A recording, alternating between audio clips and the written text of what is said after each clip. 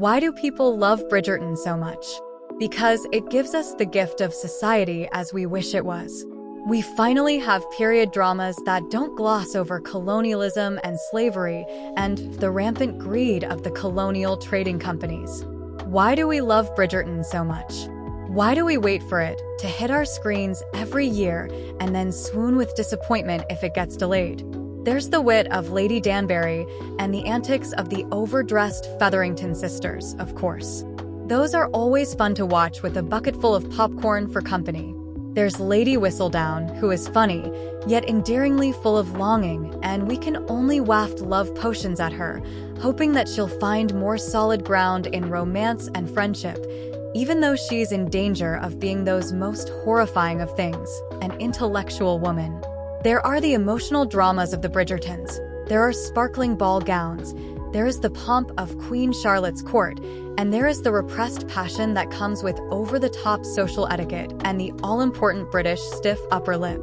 But those are pretty much what's on the menu for most period dramas.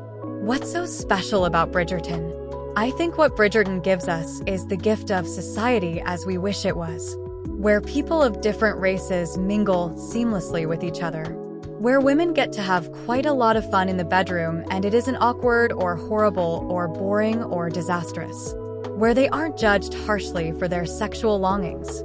We understand that race and racism exist.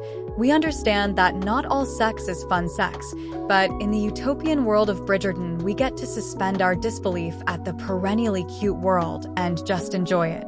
We get to say, darn it, I know the state of the world is shit, but I'll worry about that after these 6 episodes are over.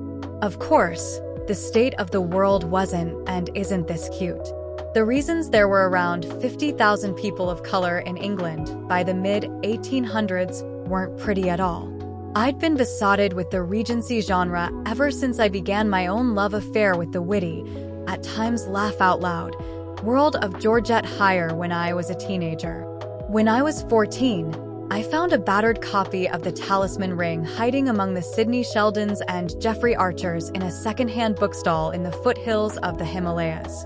But it took Shonda Rhimes' take on the Bridgerton's world to make me ask the question, were there people of color in England in Regency times? Bridgerton's Queen Charlotte, Golda Rocheville. We are presenting the world we are living in today. Bridgerton star Joa Ando.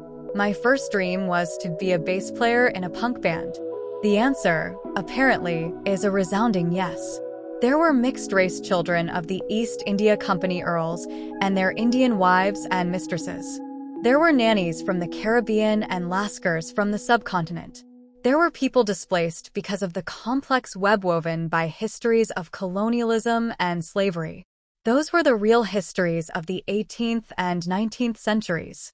But Bridgerton and then its spin-off series Queen Charlotte opened the door for the rest of us authors to indulge our love of the Regency world with all its charm and lulls and hijinks. We can now, finally, dive deep into period dramas that allow us to explore real histories that don't gloss over colonialism and slavery and the rampant greed of the colonial trading companies. If Bridgerton doesn't quite go deep enough, it yet allows us to do so. It allows us to read historians like William Dalrymple and Richard Gott with a new appreciation for the complexity of those times.